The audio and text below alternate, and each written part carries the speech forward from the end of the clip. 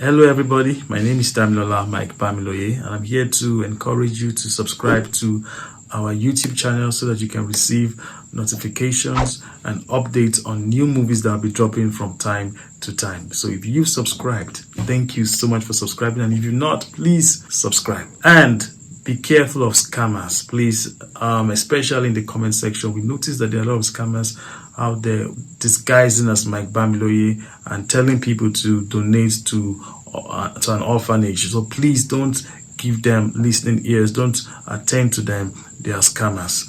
God bless you. Thank you.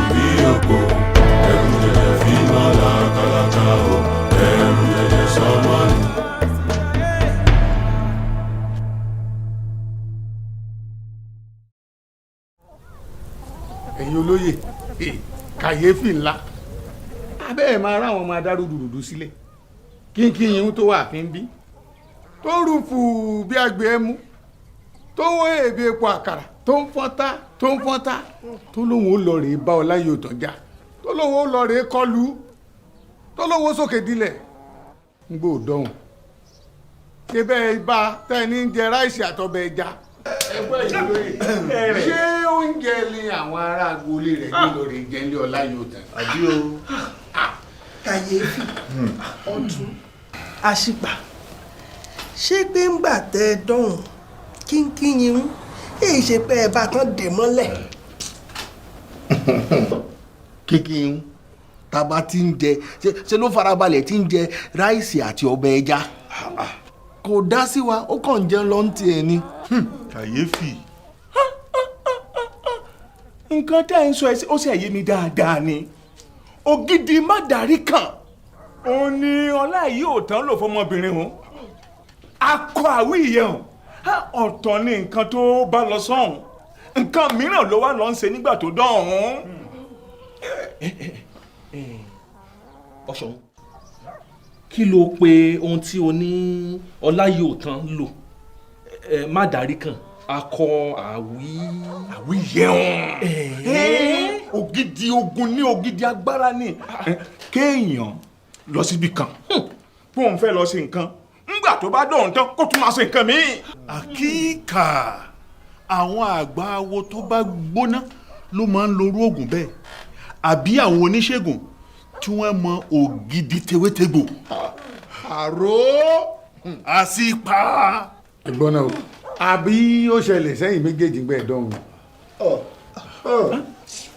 kábíyèsí ó dàgbé kó ṣẹlẹ̀ sí wọn bá a ṣe ń wò wọ́n yìí o. kábíyèsí mẹ́wàá ṣẹlẹ̀ oògùn tí Ọláyíòtán lò fún kínkínní ló lò fáwọn méjèèjì. ẹ wíyùn fún wa àbí ìdẹ́ wí fún wa ni wípé ìṣẹ̀lẹ̀ bá kínkín irun tí ń jẹ̀rẹ̀ ṣàtọ̀bẹ̀ ẹja. ẹ wò ṣe la débẹ̀ la bẹ̀rẹ̀ sí ní bára wa jà àtẹ̀mí o àtàṣípa o la bá kọjú síra wa la bá ń búra wa la ń sọ̀kòrò síra wa. tó bá ń ni. ẹ wàá mọ èyí tó burú jù ń bẹ èyí tó burú jù ń bẹ ṣe ni Ọláyíòtán àti kínkín yìí náà bá bẹ̀rẹ̀ sí ní fi wá ṣèrànwọ́ ṣé náà bá bẹ̀rẹ̀ sí ní wò wá náà bá bẹ̀rẹ̀ sí ní rẹ́rìn náà yílẹ̀ wọ́n sọ wá dẹ̀lẹ́yà. kábíyèsí a ti jáde síta tán kóríwa tó pé padà a jáde kúrò nínú ilé ọ̀hún kójú wa tó wálẹ̀ àwa gan ò mọ ohun tó jẹ́ káwọn méjèèjì mọ́ bára wa jà. ó tán kábíyèsí ó parí ògbólógbò àjẹ́ tí ń fò lọ́sàn-án ní kínkínyìn bẹ́ẹ̀ sì ni ọ̀kan lára àwọn olórí àwọn ẹlẹ́yẹ ní Lájíbógun àti gbogbo àgbègbè rẹ̀ ó gbóná jù ya rẹ̀ lọ ṣé òun náà lẹ wá ló dé ilé Àbẹ̀joyè kàkà kí ó wá bá jà ó wá jókòó ó bẹ̀rẹ̀ sí ní jẹ̀rẹ̀sì pẹ̀lú ọbẹ̀ ẹja. ẹ wò àkókò mọ bíi tí Ọláyíòtán ti ríru agbára burúkú yìí. kábíyèsí wọ́n ti ń bọ̀. ta ni ń bọ̀. ìyá wa kínkínyìn kábíyèsí. kínkínyìn ti ń bọ̀. bẹ́ẹ̀ni. ẹ̀yin olóyè a jẹ́ pé oògùn burúkú ti dá lójú rẹ̀ nu. àwọn àti bàbá wa olóyè Àbẹ̀joyè ní kábíyèsí. àwọn méjèèjì níbọ̀ láàfin. kábíyèsí wọ́n ṣìgún bọ̀ nù ogun Kírìjì ń dùn. wo padà sáàyè rẹ̀ ń tiẹ̀. kábíyèsí. alágbára méjì ń bọ̀ láàfin. kábíyèsí o. kábíyèsí o. kábíyèsí o. kábíyèsí o. kábíyèsí mo ráwọn olóyè tẹ ránṣẹ́ pé kán wá pè mí wá èmi rèé mo ti dé o kádé ó pẹ́. ìwọ ni kí n ránṣẹ́ pé n ò tún ní o gbé odidi olóyè Afọbajẹ Àbẹ̀joyè kó wà n ò ní o wà kí ló dé tó o tún dàgbàlagbà láàmú. tó bá jẹ́ bẹ́ẹ̀ kábíyèsí ẹ jẹ́ kémi kúkú padà sílé. bàbá olóyè ẹ dúró yín ẹ̀yin lẹ mú mi wá sáàfin ẹ̀yin náà lẹ mú mi padà. kábíyèsí mo ti dé ṣé ò sí tẹ́ fẹ́ rí mi. o ṣeun àwọn agboolé ọba Òjèbólò àwọn ni wọ́n ránṣẹ́ wọ́n ní àwọn rán lọ sílé Ọláyíòtán kó lọ rè jíṣẹ́ kan fún wọn láwọn òṣèré ọkọ padà wá jíṣẹ́ fáwọn láṣẹ ní ká ránṣẹ́ sí ọ pé kó lọ jíṣẹ́ tí wọ́n rán ọ. kábíyèsí ẹ bá ń sọ fún wọn pé gbogbo iṣẹ́ tó rán mi sí bàbá olóyè pátá ni mo jẹ́ àmọ́ nígbà tí n bá ṣe tán lọ́dọ̀ wọn n mọ̀ padà bọ̀ wálé. ó dà á ránṣẹ́ sí wọn máa jíṣẹ́ fún wọn. ṣáwá lè mọ lọ báyìí. Ọláyíòtán á dáa fún ọ o. ẹ ṣé. orí adé ó gbé ọ o. ẹ ṣé kábíyèsí. ó dára fún ọ o.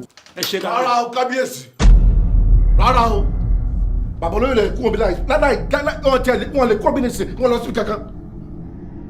ọ̀gá owó kọ́ yìí ọmọ balógun awo ń bí wọn nínú. bẹ́ẹ̀ ni kábíyèsí. etí rí. bàbá olóyè yìí ò lè kúrò bí láì ṣàlàyé fún mi ikú tó bá bàbá mi. kí ni ìṣe ọ ó mú tí yan gan ni a ní ká jẹ èkuru kó tán alágànnà rẹ tún gbọ́wọ́ rẹ̀ sáwo. kábíyèsí èkuru olóyè lè tàlábọ̀ o lẹ́yìn bàbá kàyẹ̀ yìí bàbá apààyàn yìí kó ṣàlàyé fún mi kó tó bàbá mi olùpàá bàbá mi ó dáná sún àtọ́jú ọ̀run ni ó dáná sún ni ipa kíkúrú ipa gígùn jẹ tí bàbá mi fi ṣàpamọ́. mo ní o dákẹ́ ẹnu ẹ èmi ló ń ṣe ọ́ ó mà láyà o ewu tí ẹ bọ́ rárá ló wá yẹnu gbà ló ń sọ̀rọ̀ sí olóyè Àfọbàjẹ ìlú Ajíbógun báwọn. èmi ẹ̀rú bàtà ni èmi torí apààyàn yìí abẹ́rẹ́ fìlà àtàkọ́ yìí èmi bẹ̀rẹ̀ apààyàn yìí. má má fìrù fọ́nà níwọ̀ ọmọ ẹ̀ má fìrù fọ́nà. ìwọ ọmọdé yìí. ọ̀gánwó èmi kọ́ ni mo pa bàbá rẹ̀. Ìtò sọ̀rọ̀! Ìtò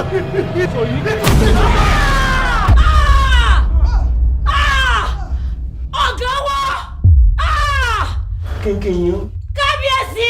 farabalẹ̀ o farabalẹ̀ olùgbèjà wa ń bẹ nítòsí o yín wò wá o wọ́n jà mú bínú o a ti dẹni ọ̀tọ̀ o a ti dẹ̀yàn tuntun o farabalẹ̀.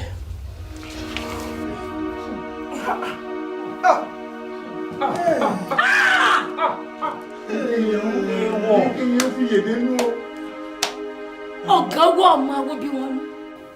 pẹ̀lẹ́ o. ìyàwó ẹ mọ̀ bínú. ṣé o ti lòrùka àlùwọ́ tí ń bẹ lọ́wọ́ rẹ tán? àbí gbẹ́rẹ́ mọ́dàrí kan mọ́kànlélógún tí wọ́n sí sí ọ láàrin orí?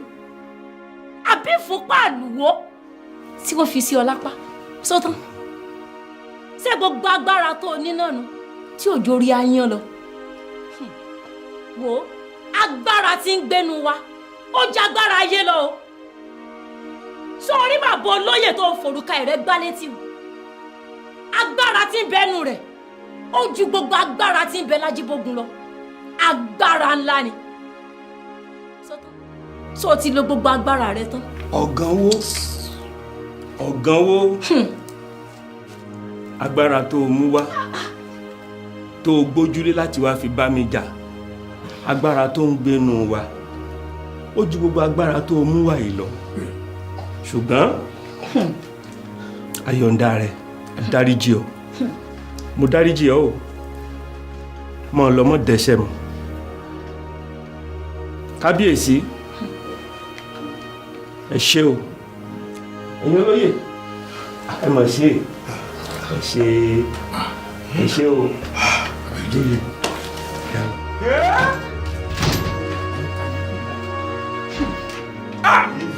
ọmọ yìí alákòóbá ni wọ ọmọ yìí o kó bá wa. ó ṣe yìí tán ọ̀gán owó. eléyìí tí kò bá wa pátápátá. àbá Abẹ́jọ́yè kọ́lé ni. tẹ̀wá dún ẹ dákun kí wàá ló burú nínú nǹkan tó ọmọ ọlọ́mọ sọ. àṣìpà.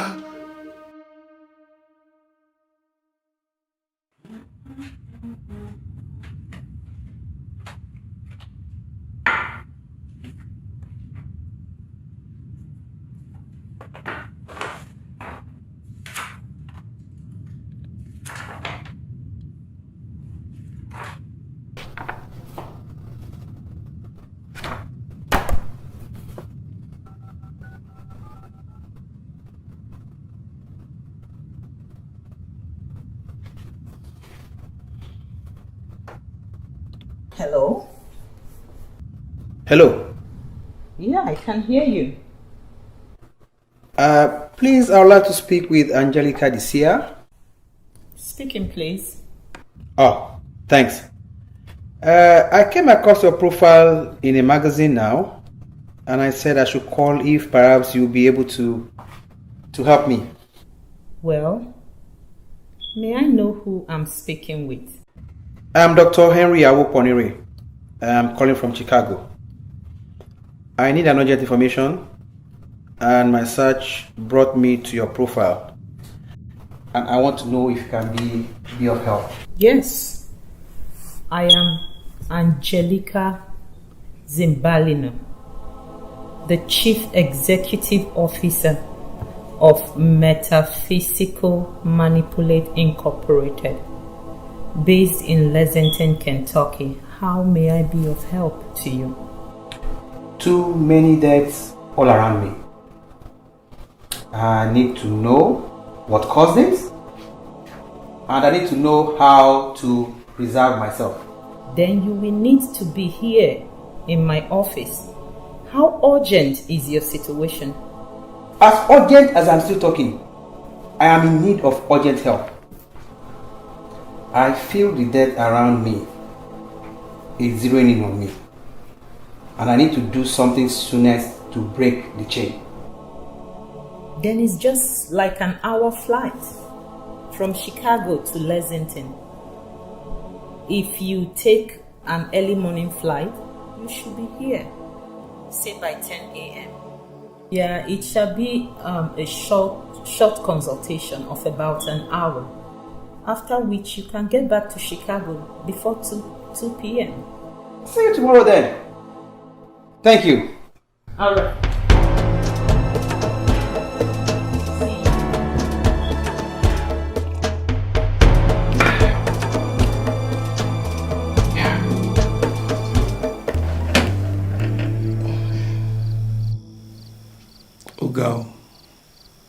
Ọ̀gá bẹ́ẹ̀nìyàn bá ti fàyè rẹ̀ fún Jésù báyìí ó dẹ̀dá tuntun ni o ti dẹ̀dá tuntun dènìyàn ọ̀tọ̀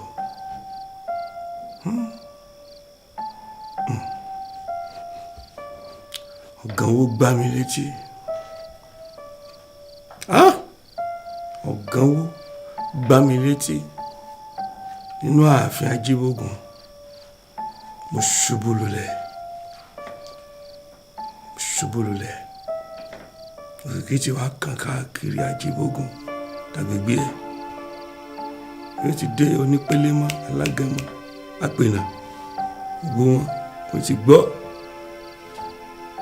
pé ọmọ Balógun Àwóbí wọn nù gba olóyè Ọláyọ̀tán létí nǹkan kan ò sì ṣẹlẹ̀ sí i làwọn èèyàn máa fi mí rẹ́rìn nígboro wọ́n á fi mí ṣẹ̀sín ẹlẹ́yà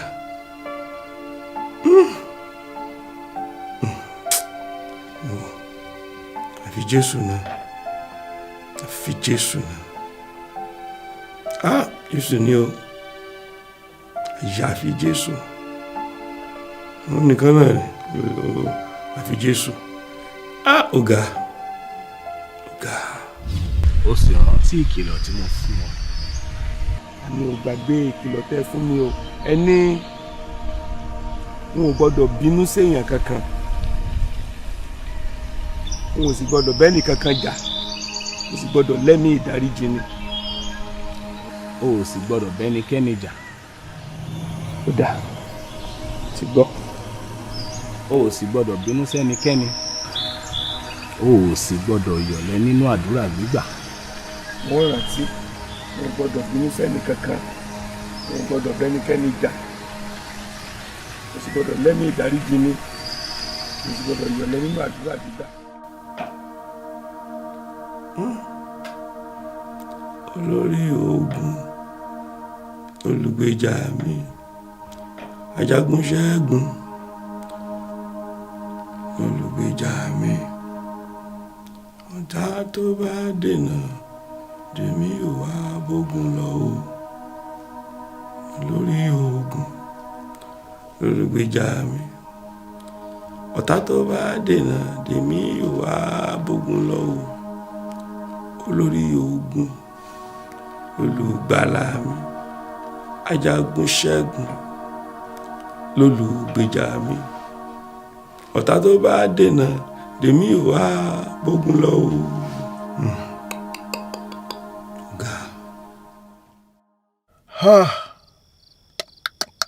káàsà àbólóyè Ọláyọ̀tán kọ́ ni mo rí yìí ni rárá kì í ṣe Ọláyọ̀tán ti tàtijọ́ ni mo rí kì í ṣe òun ni mo gbá létí Ọláyọ̀tán lè yàtọ̀ sí Ọláyọ̀tán tàtijọ́ mo gbá létí ó ṣubú lulẹ̀ lóòótọ́ ṣùgbọ́n ṣe ló yẹ kó rọ lọ́wọ́ kó rọ lẹ́sẹ̀ kí wọ́n gbé dìgbàdìgbà kúrò láàfin Ajíbógun mọ̀ kàkà bẹ́ẹ̀ ó dìde gáú ó gbọ́n ìdọ̀tí ara rẹ̀ kúrò agbára ju agbára lọ Ọláyọ̀tán lè yàtọ̀ o agbára àjòjì kan wà lára òun àti Kínkínyìn tó yàtọ̀ sí ohun tá a mọ̀ tẹ́lẹ̀ Kínkínyìn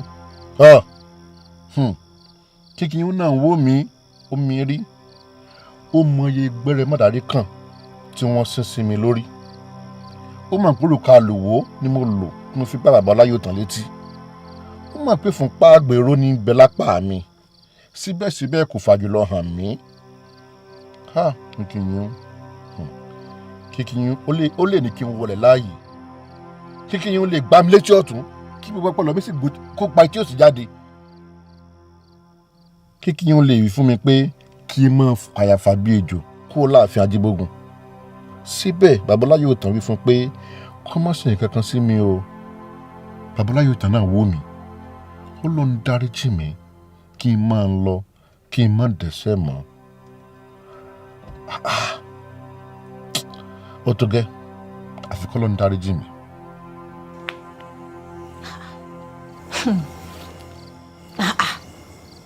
ọ̀gá owó gbá bàbá olóyè létí n ò sì lè ṣe nǹkan kan. agbára tí mo ń runú mi kò tiẹ̀ wá ru mọ́. bó bá jẹ́ gbà kan ni ọ̀gá owó ò ní lè jáde láàfin Ajíbógun láàyè. àmọ́ ẹ̀mí kan wà nù mí báyìí tí ò jẹ́ ń lè bínú bí mo sì máa ń bínú mọ́. àmọ́ mo bínú díẹ̀ o. kínkínní ní ìlú adájọ́ kò sí. ìyá wa n ò rírú àbùkù bá ń rí. ọ̀gá owó gbá bàbá olóyè létí. ọmọdé tó gégi nínú igbó ronú o wọ́n ní wọ́n ta ni ó lóun àgémọ ọ̀gá owó tún jẹ́ fọwọ́ ṣe nǹkan rẹ̀ mọ́ láyé. rárá o bàbá olóyè ní Jésù sọ wípé a gbọ́dọ̀ ní ẹ̀mí ìdáríjì ni a sì tún gbọ́dọ̀ bẹ́ẹ̀ nìkankan jà. àfi Jésù náà. Jésù ni o. àfi Jésù nìkan ìyá wa. ọ̀gá owó ìbá wọlé láàyè òkú rẹ̀ wọn ò bá gbé jáde láàfin Ajíbógun. kínkín yín. bàbá olóyè. ọ̀rọ̀ rí bẹ́ẹ̀ sórí ọ̀rọ̀ rí bẹ́ẹ̀.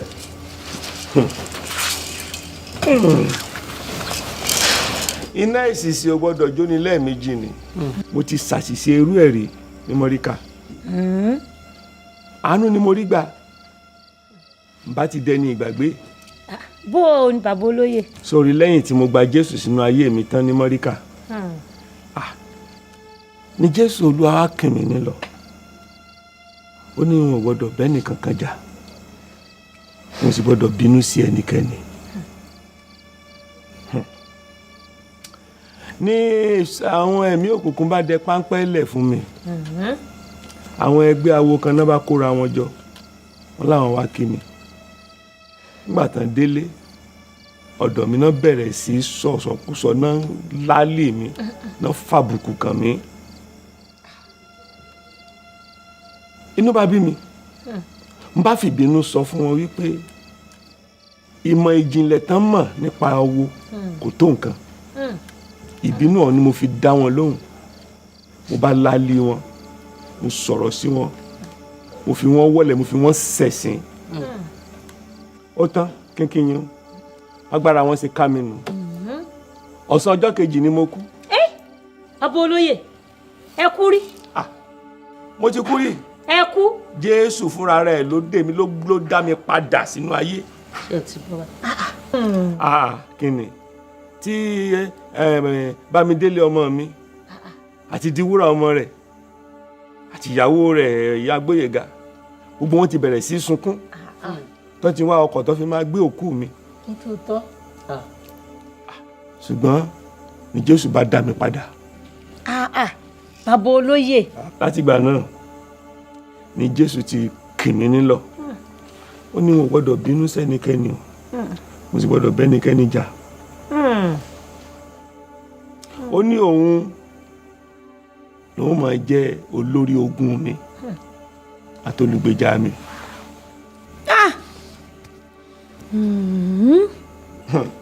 kínkín yín jẹ́ ń kọ́ olórin kan tí olùgbèjà mi kọ́ mi nígbà náà ní mọ́ríkà ó ní olórí ogun lolùgbàlà mi ajagun ṣẹ́gun lolùgbèjà mi ọ̀tá tó bá dènà dèmí ò á bógun lọ o olórí ogun lolùgbàlà mi ajagun ṣẹ́gun lolùgbèjà mi ọ̀tá tó bá dènà tèmi ò á bógun lọ o. ẹnìkan mọ̀ kanlẹ̀kùn. ta ló tún kanlẹ̀kùn lóru yìí. bàbá olóyè ẹ jẹ́ ń lọ wò wọ́n wá. ìlú àgbà yọjú sí bá yọjú sí. bàbá bó o láṣẹ wá ṣe bòlù tí ò ní rúgbẹ́ bó o láṣẹ sọmọ láǹgídí tí ò ní ṣèṣe igi. kí ló dé tó fi sọ bẹ́ẹ̀. ṣé bẹ́ẹ̀ ni pé béèyàn bá ti gbà pégbà tí mo ti gba Jésù sínú ayé mi pẹ́mi mímọ́ Ọlọ́run ti bẹ̀rẹ̀ sí ní gbénú mi. bẹ́ẹ̀ni òótọ́ ni látìgbà tó ti fàyè rẹ̀ fún Jésù lẹ́mí Ọlọ́run ti bọ́ sínú rẹ̀ tó ń gbénú rẹ̀. bàbá olóyè kì í mọ̀ tán lára wèrè kó mọ̀ ṣẹ́kù wọ́n ìwọ̀n yìí. nígbà tó gànwó tó gba yín létí lẹ́ẹ̀kan tínú bí mi ẹ sì sọ pé látìgbà tí mo ti gba Jésù pé Jésù wà nítòsí ipò ń wò wá ṣé kò wá ní ti bínú sí mi báyìí. ara kò rí bẹ́ẹ̀ alàgbà tó kọ́ mi lẹ́kọ̀ọ́ bíbélì ní mọ́ríkà ó ṣàlàyé fún mi pé bẹ́ẹ̀nìyàn bá ti ń tẹ̀lé Jésù báyìí tó bá ti rẹ̀ fẹsẹ̀ kọ tó ṣubú kó yáa tún dìde kíákíákíá kó sá padà lọ sọ́dọ̀ Jésù kó pariwo fún ìdáríjì ẹ̀ṣẹ̀ Jésù á sì dáríjì. ṣé bí mo sọ fún ọ tó ṣẹlẹ̀ sẹ́mi ní mọ́ríkà nígbà tí àwọn aláwo tán wá ká mi mọ́lé tí mo fi bínú sọ̀rọ̀ olùgbèjà mi bínú sí mi mo wá pariwo ó ní kó dáríjì mi pé n ò ní ṣerú ẹ̀ mọ́ ló bá dáríjì mi wá ní kí n máa lọ kí n má dẹ́ṣẹ̀ mọ́ bí wọ́n náà tó bá jẹ́wọ́ ẹ̀ṣẹ̀ rẹ̀ níwájú Jésù alágbára ńlá yìí á dáríjì ọ. ṣé mo wá lè bá a sọ̀rọ̀ báyìí. bí wọ́n náà bó bá képe tó bẹ̀bẹ̀ fún ìdáríjì ẹ̀ṣẹ̀ á dáríjì ọ. dákun o Jésù alágbára ńlá má bínú sí mi lẹ́ẹ̀kan o. àbí ọ̀gán wo ló gbá bàbá olóyè létí ni mo bá bínú sí. ta láàfẹ́ àtàsí lójú tí ò ní kígbe yéye inú bí mi díẹ̀ ṣùgbọ́n ìgbà tí bàbá olóyè ti ní mọ́ bínú mọ́ ni mo ti sin mẹ́dọ̀ ọkàn mi ti balẹ̀ báyìí mo bínú díẹ̀ àìwulẹ̀ parọ́. Jésù alágbára ńlá dáríjì mi dákun mọ́ bínú sí mi àgbà tí ò bínú lọmọ rẹ̀ pọ̀ jọjọ o dákun dáríjì mi mọ́ bínú. bàbá olóyè ẹ mọ̀ tí lálejò. ta ni. ẹ jẹ́ ń lọ pọ̀ wọ́n wá. lóru gànjọ́ yìí. ẹ kálẹ̀ bàbá olóyè.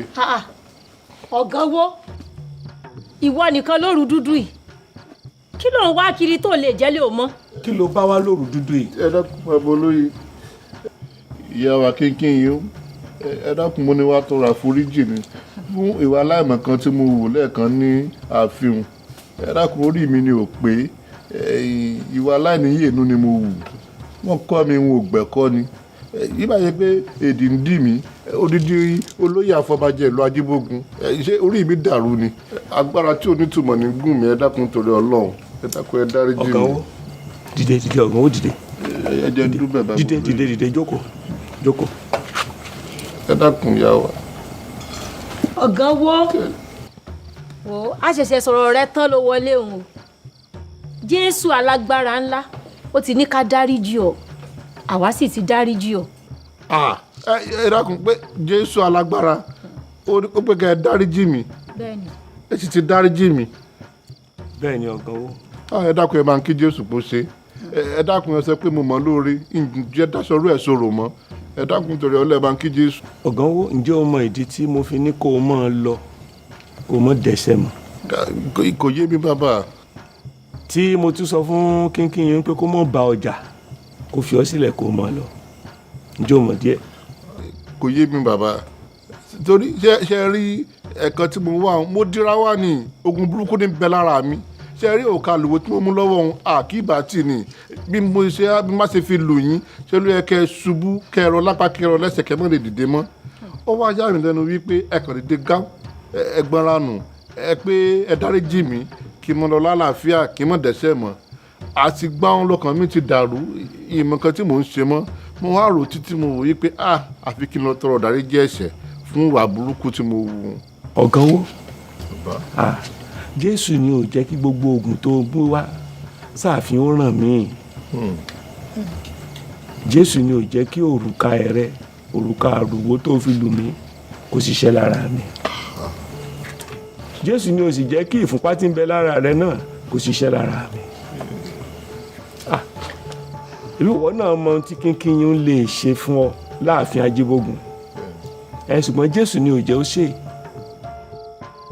Èmi náà tí mo sọ pé kó mọ lọ kó mọ dẹ́ṣẹ̀ mọ́.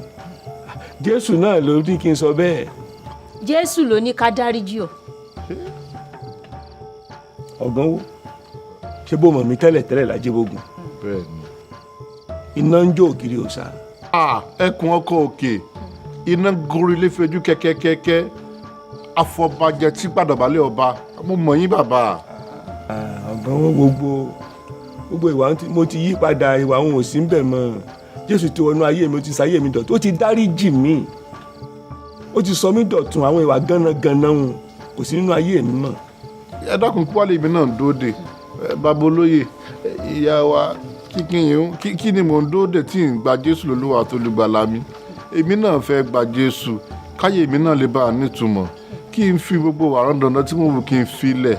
Ṣé rí ayé mi ò dáa tẹ́lẹ̀, ìrẹni sọ fún mi ni mo ti kú fínfín, ìrẹni tí ó sin mi ni. Ẹ bá mi ṣe kí n lè bá fara burúkú balẹ̀ káyé tèmi náà lè bá a nísinmi. Ọ̀gánwó ó ṣòro, èmi ti gba Jésù lólúwa tó lùgbàlà mi o. Kínkínyún tó ń wò yìí lóru ìjẹta mọ́jú àná lòun náà fàyè rẹ̀ fún Jésù tó gba Jésù lólúwa tó lùgbàlà rẹ̀. Gbogbo àwọn ìdílé mi pátá láti fàyè wọn fún Jésù Olúwa. Ìwọ náà bó bá fẹ́ so fẹ́ fàyè rẹ̀ fún Jésù Olúwa lálẹ́ yìí. Ẹ dákun ẹ bá ń gbé Jésù wá, ẹ bá ń gbé wá, mo fẹ́ gbà á. Ẹ dákun ẹ ṣàlàyé fún mi bí wọ́n ṣe gbà lólúwa tó lùgbàlà mi. Tó bá lè gba ayé ẹ̀yin báyìí bàbá wa, tó tún gba ayé ìyá wa kékeré, kó wá gba ayé tèmi náà là. Mo fẹ́ gba Jésù, àdàdà tó ń bá kiri ó ti tó gẹ́. Ó wà kúnlẹ̀, ó gbàdúrà fún ọ, ó fàyè rẹ̀ fún Jésù.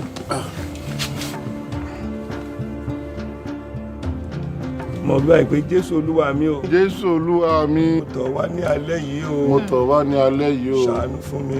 Ṣàánú fún mi. Mo fàyè mi fún ọ. Mo fàyè mi fún ọ. Yé mi padà. Dákun yáyé mi padà. Kò sáyé mi di ọ̀tun. Kò sọ́dọ̀tun. Lórúkọ Jésù Olúwa wa. Lórúkọ Jésù Olúwa wa. Àmín. Àmín o.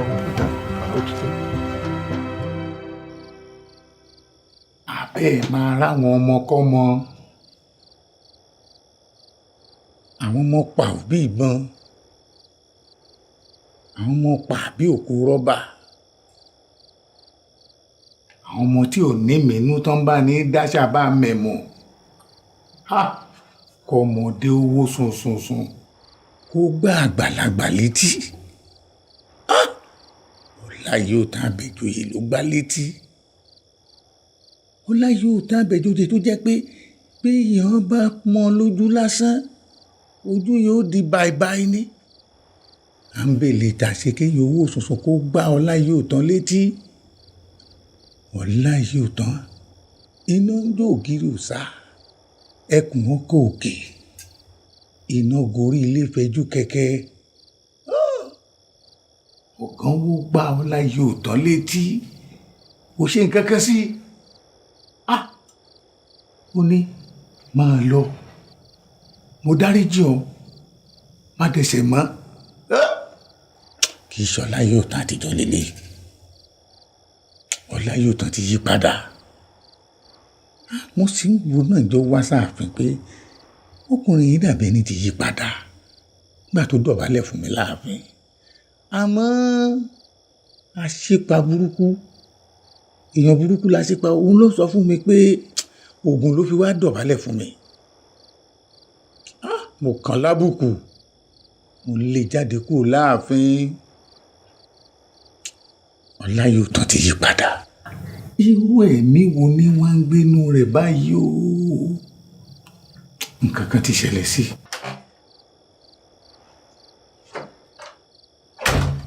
Kábíyèsí, èbò ló ti dé. ó lóun ò rí ọ̀gánwó ó sì béèrè lọ́wọ́ àwọn aráalé wọ́n ní wọ́n mọ bí ọ̀gánwó wà o.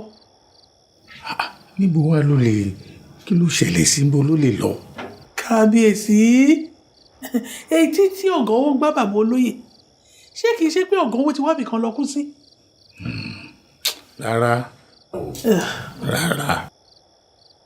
Ọláyọ̀tán ti yí padà ebi kínkín ni ó tó bínú lọlé rẹ̀ ó la gbọ́ pé ń ṣe ní gẹ́rẹ́ àìsàtọ̀bẹ̀ ìjà nílé Àbẹ̀joyè ti yí padà. alẹ́ wíbẹ̀ ọ̀ kábíyèsí alẹ́ wíbẹ̀ Àbẹ̀joyè. ó ti yí padà ó ti yí padà. ntọ́ mo rí yín náà. Kò ságbára tó dàbí ti Jésù. Kò ságbára tó dàbí ti Bàbá. Kò ságbára tó dàbí ti Jésù. Agbára, agbára, agbára tó dàgbára lọ. Àwa gbàdúrà pé gbogbo àwọn agbára ẹ̀mí èṣù tó dojú ìjà kọ wá ní ajíbógun kí Jésù Olúwa máa tẹrí wọn mọ́lẹ̀. Àdúrà ní orúkọ Jésù. Ta ló ń kọlẹ̀kùn? Ẹnìkan kọlẹ̀kùn wo Fadékẹ́mi ìwọ lọ ṣílẹ̀kùn. Lọ́gànjọ́ èwo. Ọ̀gánwó wo bá jẹun tán àgbàdúrà fún ọ. mo gbọ́ bàbá olóyè ẹ̀ṣá kò tọ́jú mi. àdúpẹ́ ta ló wá ń kọlẹ̀kùn. Ẹ mọ̀ tí lálejò. Àlejò ta ni. Ìyá arúgbó kan ni. Ìyá arúgbó lọ́gànjọ́ òru yìí. Wọ́n láwọn fẹ́ bá yín sọ̀rọ̀. Pé wọlé. Bàbá olóyè ẹ má jẹ́ ó ṣílẹ̀kùn o. Mo ti mọ̀ pé wọ́n wá mi dé yà yín ẹ má jẹ́ ó ṣílẹ̀kùn o. Ní sùúrù kínkín yẹn ẹni yòówù tí ì bá tiẹ̀ jẹ́ ẹ bá tiẹ̀ gbọ́n tó fẹ́ sọ. ẹ dákun bàbá olóyè ẹ já mọ́tí kínkín yín sọ ẹ dákun má yà sílẹ̀kùn fún arúgbó kankan ìjọ nítorí Ọlọ́run. ìbá tiẹ̀ jẹ́ pé wọ́n wá láti dojú ìjà kọ wá agbára Jésù ń bẹ níyìn láti dojú ìjà kọ wọ́n padà ẹ jẹ́ ká gbẹ́jẹ́ kan wọlé ká gbọ́n tó fẹ́ ṣe ká sì gbọ́n tó fẹ́ sọ bá ń pè wọlé. Ó yẹ náà bọ̀.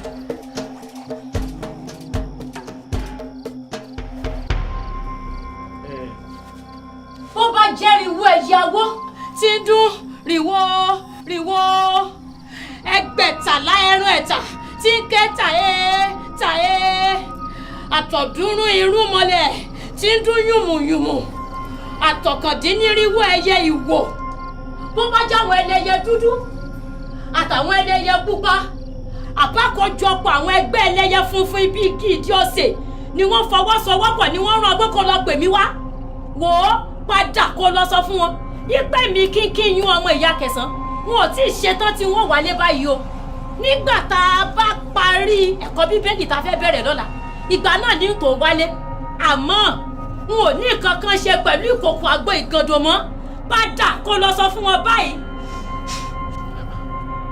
ẹ gbọ́ ìyá ẹ pẹ̀lẹ́ káàbọ̀ ta ni yín kílẹ̀ ń wá lóru ọ̀gànjọ́ yìí.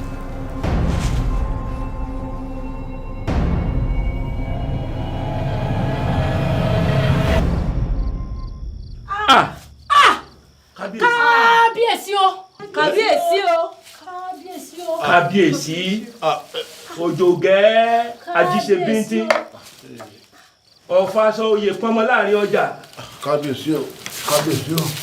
ọmọ kí làtàrí ṣe tèjìká ò ṣe. èjìká rẹ̀ rù ó gbọ́ ọ̀ọ́dúnrún àtàrí rẹ̀ rù ó pọ̀dúnrún gba kí ló wá dé tẹ́ ẹ fojú ọ̀gànjọ́ rìn kí ló ń kó yín láyà tẹ́ ẹ jẹ́ kó di àfẹ̀mọ́júmọ́. ọ̀la yóò tán Àbẹ̀joyè àfọ̀bàjẹ́ tí ń gbàdọ̀bálẹ̀ ọba ẹkùn ọkọ̀ òkè iná ń jó ògiri òsá iná gorí ilé fẹjú kẹ̀kẹ́ ọ̀rọ̀ tó gbọ̀ngànjọ́ àìfàfẹ́júmọ́ sọ iná ò lè mọ jóni lára kéèyàn tún máa mú kọ́ yangan ọ̀rọ̀ tó ń ṣẹlẹ̀ yóò fi mí lọ́kàn balẹ̀ ọ̀rọ̀ tí ń mú kó dìde ọba aládé ó máa sáré kíjokíjo kiri. kábíyèsí ayé mi ti yí padà, ayé mi ti yí padà, mo ti dọ̀tun. Jésù ti gbà mí là, mo ti dènìyàn ọ̀tọ̀. Bíṣu bá wọnú ebè, ìmẹ̀wé tuntun jáde ni. ọlá yóò tán, àrùn ojú ni kì í ṣàrùn mú. ọlá yóò tán tá a mọ̀ láti jọ́kọ́ ní ìta àrí nìsín, ó ti yí padà ní tòótọ́. ọ̀gán owó kábíyèsí o. ọ̀nà ti déyìn. bàbá. àbájọ gbogbo àwọn tá a rán lọ lé rẹ wọn ò bá ọ. olórí tiẹ̀ bẹ̀rù pé ọwọ́ tó fi gbá ọlá yóò tán létí bóyá lọ lè fọwọ́ ṣe nǹkan rí mọ́. ọwọ́ náà lọ fi ń jà màlà dọ́bẹ̀ ńlá. kábíyèsí àánú ni mo rí gbà, ẹ̀kan dúpẹ́ lọ́wọ́ ọlọ́run.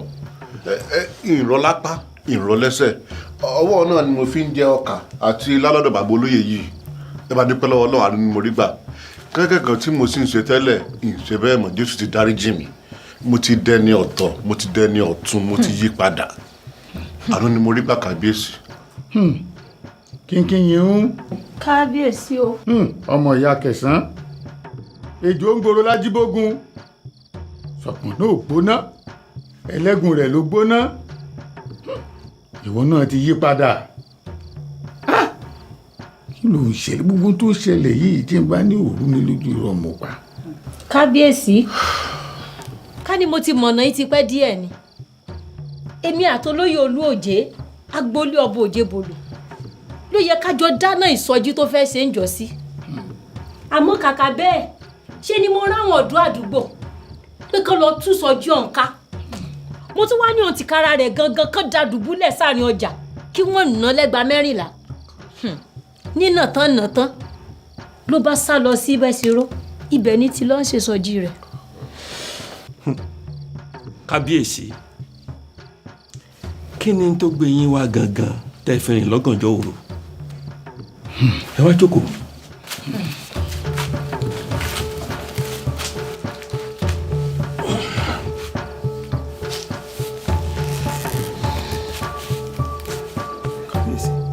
gbogbo ọ̀rọ̀ tó wà nílẹ̀ yóò yé mi, mo sì fẹ́ kó tàn mọ́lẹ̀ sí i.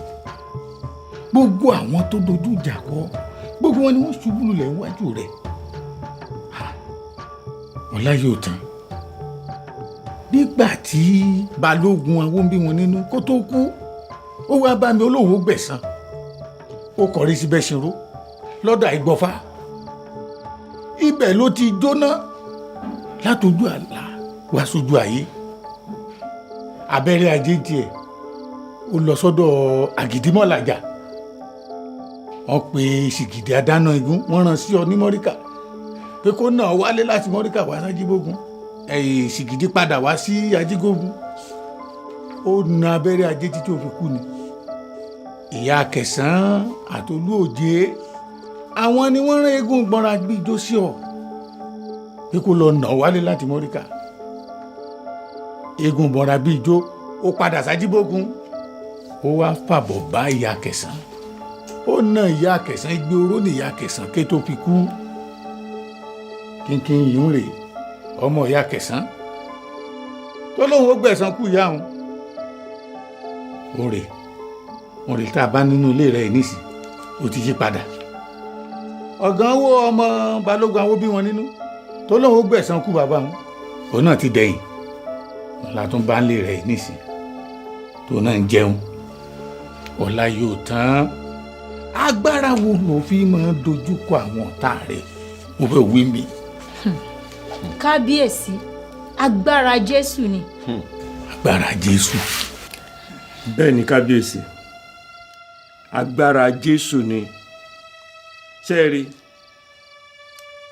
eégún gbọ́nra bí ijó tí wọ́n rán wá bá mi, ó wá bá mi l'Amẹ́ríkà.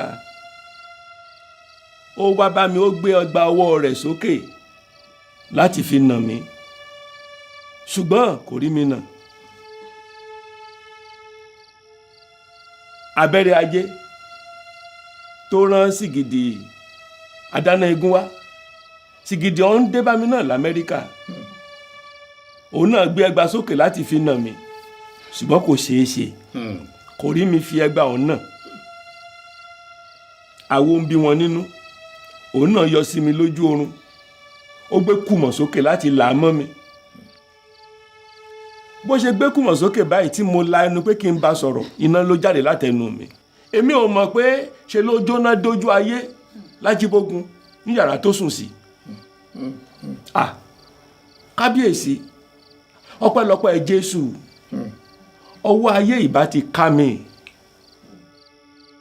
ṣùgbọ́n ìránṣẹ́ Ọlọ́run kan ní Mọ́ríkà òun ló fi ọ̀rọ̀ Ọlọ́run tọ́ mi ó fi ọ̀rọ̀ Ọlọ́run bọ́ mi ó bá mi sọ̀rọ̀ ó ní kí n fayé mi fún Jésù mo sì fayé mi fún Jésù bí mo sì fayé mi fún Jésù láyé mi bá yí padà ló di ọ̀tun ni Jésù bá dárí gbogbo ẹ̀ṣẹ̀ mi jì mí ó sọ mí di ẹ̀dá tuntun ó sọ mí di ènìyàn ọ̀tọ̀ ẹ wo kínkínyín òun náà ti dẹ̀dá tuntun báyìí ó di ènìyàn ọ̀tọ̀ ọ̀gánwó òun náà dẹ̀dá tuntun ó di ènìyàn ọ̀tọ̀ olóòjé náà gba Jésù ó dẹ̀dá tuntun ó di ènìyàn ọ̀tọ̀ gbogbo àwọn ìdílé mi yìí gbogbo wọn ni mo ti fi Jésù lọ̀ wọ́n àwọn náà dẹ̀dá tuntun wọ́n ti di ènìyàn ọ̀tọ̀. ẹyin Ọláyọ̀tán àyábẹ́lẹ̀ ó bẹ́ẹ̀rẹ̀ bí ṣé ò bá pẹ́ ni àìpẹ́sẹ̀ ẹ kọ́ mi béèyàn ṣe gba Jésù yìí béèyàn ṣe gbà sínú ayé ẹ̀ ní ẹ kọ́ mi béèyàn ṣe di ẹ̀dá tuntun béèyàn ṣe ní àlàáfíà kíkọ́ èmi náà ní Jésù yìí ẹ̀rí kìlọ̀ Ajígbógun ó tiẹ̀ tùbà ó tùṣẹ́ káboyún ó máa bìtìbìtìrè kágbọ̀n ó máa tọwọ́ àlàbòsùn kéku ó máa ké bí eku kẹ́sẹ́ ó máa ké bí ẹyẹ kí kójó ìtura kó rọ̀ sílùú Ajígbógun kínkínyìn ọ̀gánwó Ọláyọ̀tán ẹ fàṣẹ agbára Jésù yìí hàn mí kémi náà dé ènìyàn ọ̀tọ̀ kémi dé èèyàn tuntun bíi tiyín. kábíyèsí sẹ́ẹ̀rì bẹ́ẹ̀nìyàn bá fayé ènìyàn fún Jésù ó máa ń fi lọ́kàn balẹ̀ ni á dárí gbogbo ẹ̀ṣẹ̀ jì ní ayé ènìyàn á sì nítumọ̀ ọkàn á balẹ̀.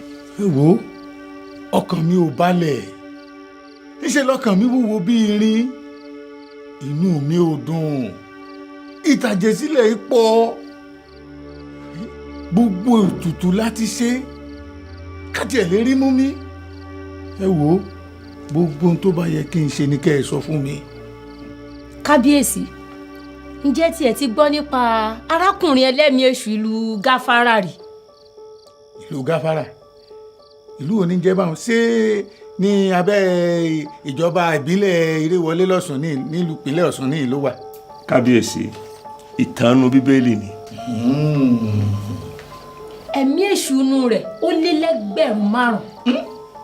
ẹgbẹ̀rún 5 ó dé ní ìlú kan nù kódà gan ìlú Bẹ́sìnró àtọmọdé àtàgbà àti màjèṣí gan wọn tẹ́gbẹ̀rún 5 báwo lẹ̀ mí èṣù ẹgbẹ̀rún 5 sínú náà gbénú ẹnìkan ṣoṣo yóò fẹ́ ní ọ̀hún ya pẹ́rẹ́pẹ́rẹ́ ẹni òun ò ní jára ayé kò ní jára ọ̀run.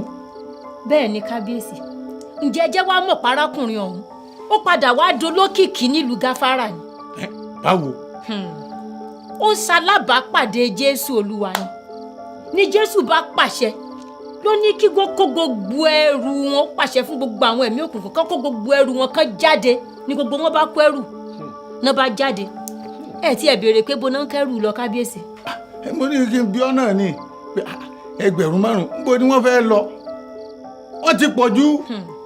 kábíyèsí bí wọ́n ṣe kó gbogbo ẹrù wọn lọ báyìí ọba wọn báyìí ló léwájú ìjòyè ló tẹ̀lé àtọmọdé ìlú àtàgbàlagbà ìlú àwọn ẹ̀mí èṣù ọ̀hún ni gbogbo wọn bá kó ẹrù wọn ó dínú odò ńlá ibẹ̀ ni gbogbo wọn rì sí.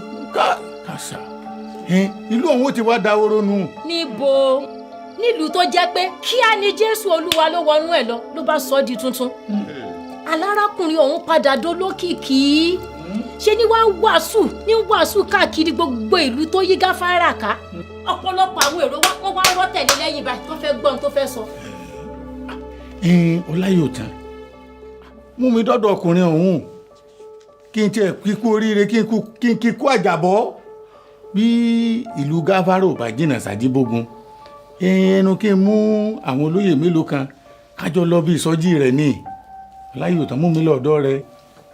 ohun tí kínkínyìn ń sọ ìtàn nínú bíbélì níṣẹ́ ni kínkínyìn ń sọ fún yín. ó kàn fẹ́ kẹ́ ẹ mọ̀ náà ni wípé kò sí bí ayé ènìyàn ṣe burú tó tí Jésù ò lè gbà, kò sì sí ẹni tó burú tí Jésù ò lè gbà, bí kò dẹ̀ sí bí ẹ̀mí èṣù bó ṣe lè pọ̀ tó nínú ènìyàn kó pọ̀ tó ti ẹlẹ́mìí èṣù ara Gádárà tí Jésù lé ẹ̀mí èṣù inú rẹ̀ jáde. gbọ́ kínkín ni ń ìtàn bíbélì lọ sọ bẹ́ẹ̀ kọ́ wà ń bẹ́ẹ̀ bẹ́ẹ̀ kí gbogbo rẹ̀ sojú rẹ̀. kábíyèsí bẹ́ẹ̀ ni bàbá olóyè náà sọ̀tàn fún mi tòótọ́ àmọ́ bí Jésù bá lè gba arákùnrin ẹlẹ́mìí èṣù tó gba èmi gan báyìí tó tún wá lè gba gbogbo wa tá a wà ní àyìn ó ṣetán láti gbẹ̀yìn náà kúrò lọ́wọ́ gbogbo agbára èṣù yóò sì sọ yín dẹ̀dá tuntun. ẹ kọ́ mi bá ṣe gba Jésù ọ̀hún láyé òtán gbogbo yín ẹ kọ́ mi ìbọ̀wọ̀ láti dọ́dọ̀ Jésù ọ̀hún o. kábíyèsí ṣẹ́rí àgbàdúrà ni ẹ máa wí gbólóhùn yìí tẹ̀lé mi. Jésù Olúwa. Jésù Olúwa. Olùgbàlà mi. Olùgbàlà mi. Dárí gbogbo ẹ̀ṣẹ̀ mi jì mí o. Dárí gbogbo ẹ̀ṣẹ̀ mi jì mí o. Kó yí ayé mi náà padà. Kó yí ayé mi náà padà. Gẹ́gẹ́ bó o ṣe yí ayé ẹlẹ́mìí èṣù ara Gádárà padà. Bó o ṣe tú ayé ẹlẹ́mìí èṣù ara Gáfárà ṣe kó o tún ayé tèmi náà ṣe o. Ní orúkọ Jésù Kristi Olúwa wa. Orúkọ Jésù Olúwa wa. Àmín. Àmín.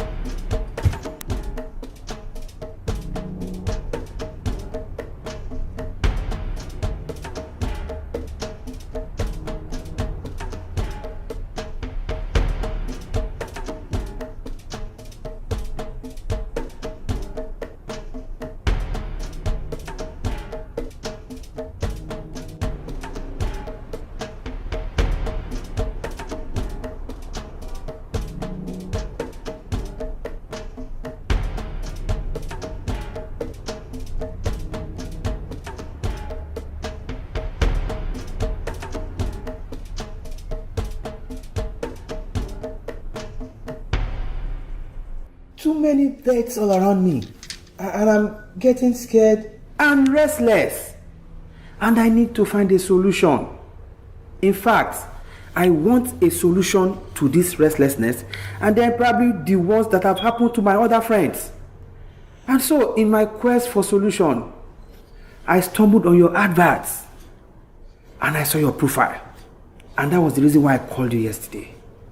My service is a very simple but costly one. Because it takes only the divinely gifted and heavenly endowed one to operate in the metaphysical realm which I operate and consult from. I look into the dark future of people. I decode the hidden evil lurking around them, and I help them to navigate the dangers in their path of destiny. You have come to the right place. Thank you, Divine One. Okay.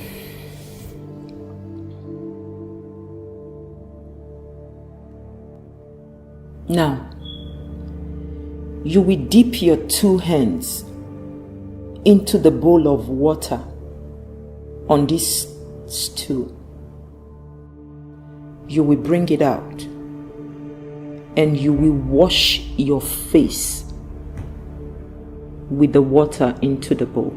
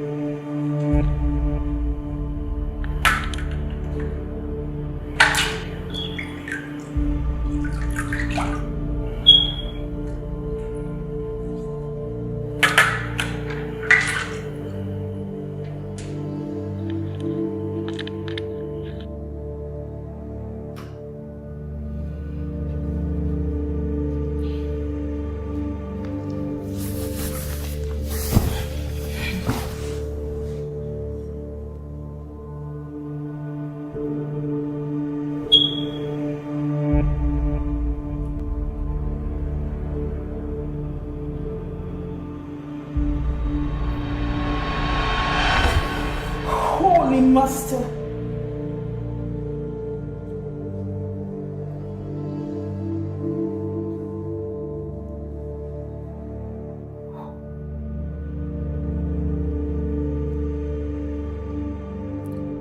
All I see around you here is death,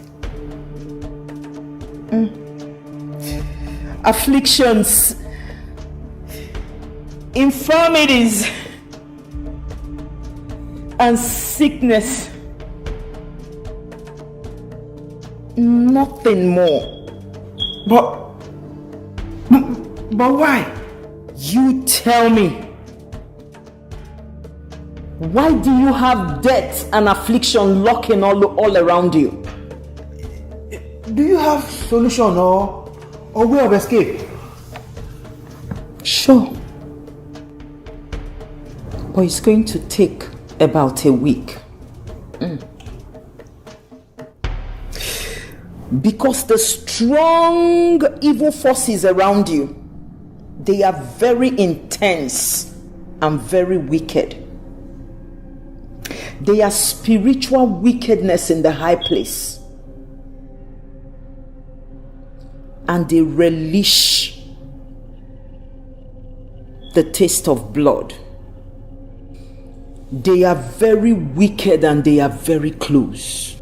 But you said the solution will take 1 or 2 weeks. And I don't know if I can survive the 1 or 2 weeks before this happens, since you said all that you see around me are evil things. Hopefully. The cloud is very thick around you. And there are evil forces of higher plane lurking inside, ready to strike you down. Oh God! Did any of your friends die recently? 2 died. And the latter died a few days ago. You see what I'm saying? These evil powers will not stop at anything until they get you all down. What did you people do? I have no idea. Then in that case, I have to be very truthful with you.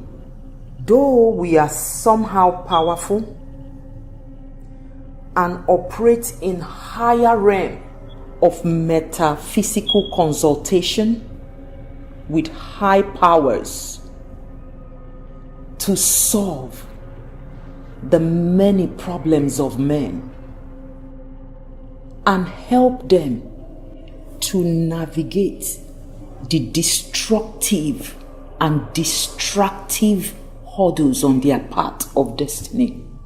Yet, there are some spirits we dare not meddle with. They are higher than us in this earthly realm. And when they are in operation, we dare not stand in their way. Please, Divine One, what are you saying in essence? I'm sorry. I cannot help you. But your advert said you could prefer solution to anything. And that was why I flew all the way from Chicago to this place. Please. Yes, we can solve human issues, but not those that have the hand of these higher powers. Your case is very critical. I'm done for. I know where all this is coming from. If you know the higher forces you have offended, why not go back to them and make it right before this death lurking in the shadow comes out and strikes you down? I know where all this is streaming from. I think I know what to do. Thank you for revealing this to me. You are welcome. Please pick up your receipt from the front desk on your way out. Thank you. I'll do just that.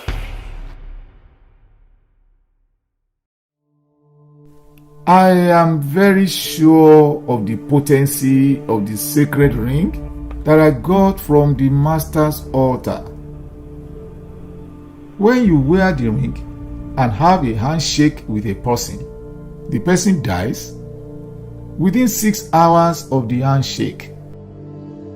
I shook Abejoye's hand, but nothing happened to him. The council members rained a heap of painful insult on me. They said the ring I used a lot of money to secure was fake. I went back to the house and used the ring against one of the granddaughters to take vengeance on her. The girl was hale and hearty. Nothing went wrong with her. I got more rebuke and insult from the members. I tested the ring on Chief Oluwa Fopina. He didn't survive it. Professor Bayegbotan didn't tell me he would insert the ring in his finger. He did it suddenly and never survived it. He didn't know the octopus creed. So, why didn't the octopus ring work on the old man and his granddaughter? Why are we the ones dying instead of our enemies? What power is fighting back at us? Ẹ̀yin olóyè, wọ́n lè fẹ́ rí mi. Mo rò pé ìrọ̀lẹ́ la fi pàdé sí. Ṣé ò sí o? Orúgbó bọ̀ la ṣe ní ká de àwọ̀dé o. Ẹni rúgbó bọ̀. Kábíyèsí, Abẹ́jọ́yè ní o. Ṣé kìí ṣe wàhálà àgbè ní òpẹ̀lẹ́ mú yín báyìí? Kí làbẹ́jọ́yè tún ṣe? Kábíyèsí, bí eré, àlàbọ̀rún mọ̀ ń dẹ̀wù bọ̀ rèé. Lóòrọ̀ òní kùtùkùtù náà fi tó mi létí pé Ọ̀gánwó àti Ọláyíòtán náà jọjọ rí tán sọ̀rọ̀ jáde láti inú ilé Ọláyíòtán. Ibi tán wá sọ̀rọ̀ ń dé kábíyèsí, wọ́n fi yé mi pé ilé Ọláyíòtán ò ní Ọ̀gánwó sùn mọ́jú. Ṣe rí kàyéfì ńlá lọ́rọ̀ tó wà nílẹ̀ yìí. Báwo lè kú àtológìn ni ó ṣe máa ṣọ̀rẹ́ papọ̀, ọ̀rẹ́ tímọ́tímọ́? Ọ̀gánwó ó sùn lé Ọláyíòtán mọ́jú. Kò lè ṣẹlẹ̀, kódà kò gbọ́dọ̀ ṣẹlẹ̀. Ẹ mà wá gbà wá o. Ẹ dákun ná, irú agbára burúkú wo ni Ọláyíòtán ń lò tó fi ń fa ojú ajá àti kìnìún papọ̀ mọ́ra wọn bí eléyìí? Ọ̀rọ̀ yìí ò mà yé mi mọ́. Kò yé mi náà mọ́. Gbogbo àwọn ẹni tí ń bájà ló kú. Èyí tí ò kú wọ́n di ọ̀rẹ́ àpàpàdodo pẹ̀lú rẹ̀. Kábíyèsí. Ìyálóde kábíyèsí. ọ̀tún kí lẹ rò pa lè ṣe sọ̀rọ̀ tí ń bẹ̀lẹ̀. tó nígbà tí ọ̀rọ̀ yóò yé wa mọ́ tá a gbèrò títí tí ò yé wa òun náà la ṣe ní àwa kó bá yín nínú ààfin ká fi tó yín létí. ẹ̀yin olóyè ìmọ̀ràn tèmi rèé o ẹja Afọláyé ò tán àbẹ̀jọ ìrìnlẹ̀ ẹja fílẹ̀ jẹ́. kábíyèsí gbogbo àwọn tó ti wá pa ńkọ́. ṣé ìṣojú rẹ ló fi pa wọn àṣìpà dáhùn ìṣojú ta ni àbẹ̀jọyè fi pa abẹ́rẹ́ ajé ìṣojú ta ló fi pàyà Kẹsàn-án ẹni tó bá ṣojú rẹ ní kó wí mi ẹ sọ̀rọ̀. kábíyèsí ibi tá à ń bọ́rọ̀ yìí lọ ìmọ̀ wa ò máa jọ kan mọ́ o. èmi ò lè bá yín jókòó sí ìdí àbòsí o ẹ̀jẹ̀ jáwọ́nú àpọ̀n tí ó yọ kẹ́ ẹ dá mi lákaná. kábíyèsí. o ìyálóde èmi ti ránṣẹ́ sí DPO lóṣogbo tèmi o. DPO kábíyèsí DPO bíi ti bó kí ni ọlọ́pàá ní ṣe ní gbogbo tó wà nílẹ̀ yìí. Àṣìpà àti ìyálóde ni. kábíyèsí èmi. kábíyèsí ọlọ́run wà ní jẹ́mi orógun ọlọ́pàá o èmi ò fẹ́ ogun wá lónìí wá lọ́la èmi mo ṣe. ṣébí wọ́n ló ní ìṣojú rẹ ní àbẹ̀jọyè ṣe pa ìyá Kẹsàn-án. àbí ṣébí ní ìṣojú yín ló ṣe pa àwọn bí wọn nínú ẹni ìṣojú yín ló ṣe pa abẹ́rẹ́ ajé ló sì jẹ́ ìránṣẹ́ sáwọn ọlọ́pàá lóṣogbo wípé kí wọ́n máa bọ̀ wá kó àwọn tí ọ̀rọ̀ yìí ṣojú ẹ̀ tó mọ̀ nípa bí olóyè pàtàkì mẹ́ta ṣe kú lájíbógun. kábíyèsí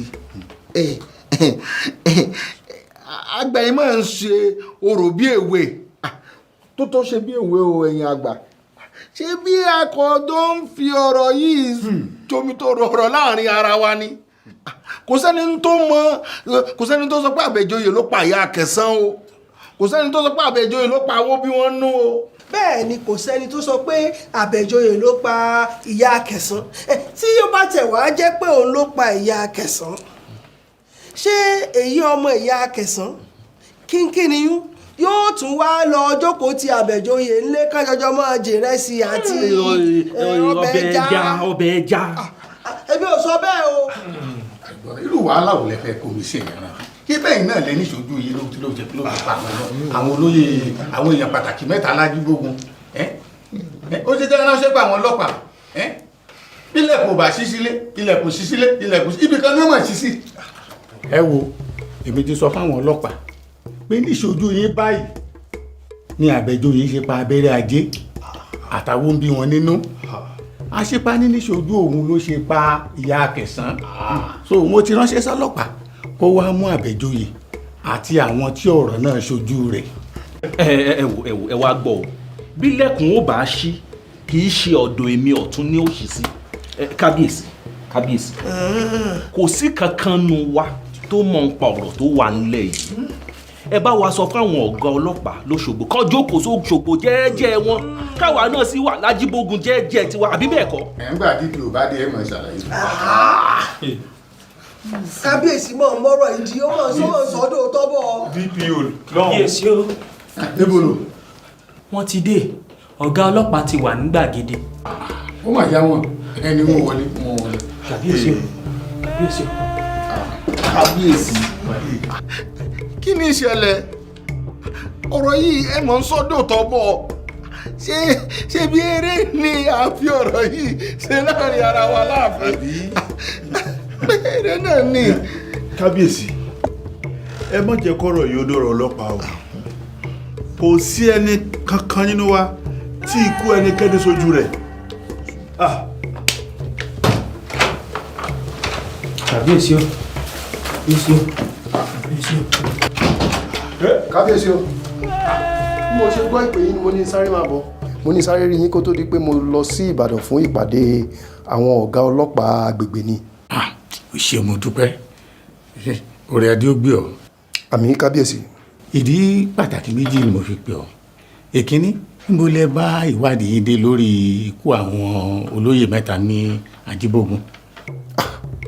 kábíyèsí ó ń lọ díẹ̀díẹ̀ àmọ́ ó ṣòro díẹ̀ níwọ̀n ìgbà tí kò sẹ́ni tó ṣojú ẹ̀ kò sẹ́ni tó dàbí ẹlẹ́rìí lórí ọ̀rọ̀ náà ni á ṣòro díẹ̀ ká tó lè rí nǹkan pàtó tá a fẹ́ dorí ọ̀rọ̀ náà kọ. àṣìpa kábíyèsí ìyálóde kábíyèsí ta lè fura sí. rárá o èmi ò fura sẹ́nì kankan o. kábíyèsí a kàn sí ń bára wa sọ̀rọ̀ náà ni láàrin ara wa pé ta la fura sí. ìdí kejì ni pé mo fẹ́ kẹ́ ẹ ṣèrànwọ́ ńlá kan fún mi torí mo fẹ́ ṣe ìsọjí ọlọ́jọ́ méje ní ọjà ọba lọ́sẹ̀ tó ń bọ̀. kábíyèsí kí lẹ fẹ́ ká ṣe fún yín. níbi oṣù méjì sẹ́yìn olóyè olúòjé ó dáná ìsọjí kan kalẹ̀ lọ́jọ́ ọba àwọn ọ̀dọ́ àdúgbò kan ṣe wọ́n lọ da ìsọjí náà rú nítorí náà mo kẹ́kẹ́ fún mi ní àwọn ọlọ́pàá tí ó dúró káàkiri fún odidi ọjọ́ méje tí n fi ṣe ìsọjí náà nítorí pé èmi ni alága ìsọjí náà àwọn olóyè mi yìí àwọn sì ní àlejò pàtàkì. kábíyèsí ìyẹn ò ṣòro rárá iṣẹ́ wa náà ní láti dáàbò bo àwọn ará ìlú ẹ jẹ́ n wá fi dá yín lójú pé ó kéré tán ọkọ̀ wa 3 ọ̀tọ̀ọ̀tọ̀ la ó kó wá sí ojú agbo náà láti rí i pé a dáàbò bo àwọn tó bá wá síbi ìsọjí náà ẹ̀yin ẹ ṣàdáadáa wa. ẹ ṣé mo dúpẹ́ ẹ ṣé o. kábíyèsí ẹ wá jẹ́ n tètè máa lọ torí ìpàdé tí a ní nìbàdàn. ṣé o lè máa lọ. kábíyèsí.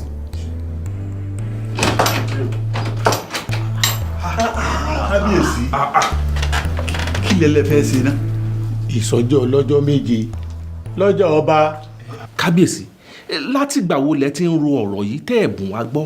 bó náà lẹ̀ ń gbọ́ yìí tá a bá sì rí ẹnikẹ́ni tó ní lọ́kàn láti wá da ìsọjí ọ̀hún rú torí ẹ̀ náà la ṣe sọ fáwọn ọlọ́pàá ìbáàjọmọdé ìbáàjàgbà ìbáàjẹmájèsín tó bá dán wò pé òun fẹ́ da ìsọjí ọ̀hún rú yóò pẹ́ lẹ́wọ̀n bíi tọ́bọ́. ìsọjí lọ́jọ́ ọba. bẹ́ẹ̀ni fọjọ́ méje ẹ̀yin olóyè àró àṣìpa ìyálóde ọ̀ṣọ̀run kábíyèsí ọ̀tún kábíyèsí. ẹ jẹ́ ká kíyèsí ara o ẹ jẹ́ ká fi ojú ṣùnùkùn wo ọ̀rọ̀ tí ń bẹ́lẹ̀ yìí o ẹ̀ ń tà ń bá jà tá a lè borí rẹ̀ tó bá lóun ò jà mọ́ ṣó yẹ ká tún gbómi ìjà kaná gbogbo àwọn tó ń dojú ìjà kọ láyé òtán gbogbo wọn ni wọ́n ń pàdé agbára tó ju agbára tiwọn lọ ẹ rántí wípé olóyè olóòjé tó gba létí lójú oorun ó rọ lápá ó rọ lẹ́sẹ̀ nígbà tí ó ra àánú gbà tó rí wòsàn ariwo jésù àbẹ̀joyè nímọ̀ pé káàkiri abẹ́rẹ́ ajé ti kú àwọn bí wọn nínú ti kú ìyá Kẹsàn náà ti kú àró kábíyèsí o àṣìpa ìyálóde ọ̀ṣọ̀run kábíyèsí ọ̀tún kábíyèsí tanikú kan. mo yẹ orí mi kọ́ àyà mi sì kọ́ pẹ̀lú. kábíyèsí èmi náà ti ń rò láti bí ìgbà kan sẹ́yìn báyìí o pé ó yẹ ká farabalẹ̀ wo ọ̀rọ̀ yìí dáadáa o. kínkínní tó lóun ó lọ gbèjà àyà òun ó dọ̀rẹ́ àbẹ̀joyè. ó de ní o. ọ̀gánwó tó lóun ó gbèjà bàbá òun òun náà dọ̀rẹ́ àbẹ̀joyè. gbogbo àwọn yòókù pátá tán wá láwọn ò ní í ṣọ̀rẹ́ àbẹ̀joyè wọ́n ti gbèkuru jẹ lọ́wọ́ ẹbọra wọ́n ti kọjá sókè lọ́hùn-ún ẹ̀já rọ̀rọ̀ ìwò dáadáa lóòótọ́. ẹ̀yin olóyè èwo ni ká ṣe inú méjèèjì ṣé ká dojú ìjà kọ Ọláyíòtán ni tàbí ká bá dọ̀rẹ́ káwa náà lágbára tó ń gbénu Ọláyíòtán káwa náà nírú agbára bẹ́ẹ̀ agbára tí oṣó òkà tí owó àjẹ́ òkà tówó adáhùn ṣe òkà agbára tí ń fini lọ́kàn balẹ̀ agbára tí ń fúnni lálàáfíà. kábíyèsí ẹ mọ̀ tí ń fọgbọ́n wàásù fún wa. èmi ọlọ́run náà dẹ̀. ó kàn jẹ́ pé òdodo ọ̀rọ̀ bí ìsọkúsọ lórí ni ẹ rántí pé ọ̀gá owó ọgbà Ọláyọ̀tán létí Ọláyọ̀tán dìde ó ní kó máa lọ kóun dáríjì kó má lọ kó má dẹsẹ̀ mọ́ ká tó wí ká tó fọ̀ àwọn èèyàn ló ti ń jẹun nílé Ọláyọ̀tán wọn ló ti ń jàmàlà àtọbẹ̀ láńlé rẹ̀. kò jẹ́ jẹ́ bẹ́ẹ̀. bẹ́ẹ̀ kúkú ní kódà ó ṣojú mi. ó ṣojú yín kábíyèsí. ẹ̀yin olóyè ẹ má jẹ́ fọ̀rọ̀ sábẹ́ ahọ́n san ẹni bá ń wá gbèsè àlàáfíà tó fẹ́ nísinmi tó fẹ́ bọ́ kó nínú ìdè èṣù tó fẹ́ nífọ̀kànbalẹ̀ kó yá àtọ̀ Jésù àbẹ̀jọyè lọ. kábíyèsí kábíyèsí mọ̀ ń wàásù rèé wọ́n mọ̀ ń wàásù. èmi ìwàásù kẹ̀ Ọlọ́run má jẹ́ èmi kàn ní kí n gbà yín mọ̀ràn ni o ẹ wo ẹni bá sì lóun fẹ́ kúkú gbóná tí ìyàwó ń bí wọn nínú kú ẹni tó bá lóun sì fẹ́ kí gbé oró tí ìyá kẹsàn-án ké tó fi kú ẹni tó bá sì fẹ́ sorí kodò dẹ̀dẹ̀ lẹ́nu bí àdán tó fẹ́ kúkú ti kú tí abẹ́rẹ́ ajé kú. àmọ́ ní tèmi o olójòkè ajíṣe bíntí owó ṣé oyè pọnmọ láàrin ọjà èmi ti dẹ̀yìn tèmi o mo ti dúró aláṣejù ní wọ bàtà jó bàtà o èmi ti fara mọ́ Jésù àbẹ̀jọyè o ẹ̀yin olóyè ìmọ̀ràn mo gbà yín o n ò pa láṣẹ o.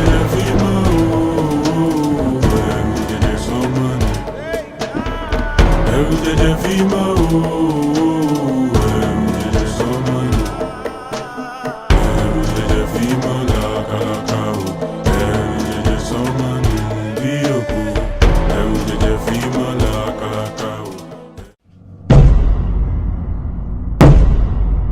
ìwọ wo ló ń lùlù ìbàjẹ́ níbẹ̀ yẹn.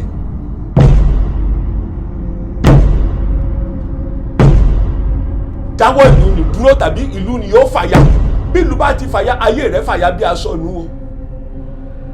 ó yá kíá sísọ lójú kárójọ ẹni tó ń tinú òkùnkùn ta fà sínú ìmọ́lẹ̀ sísọ lójú.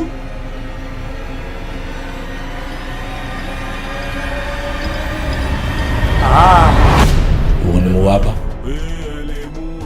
jókòó.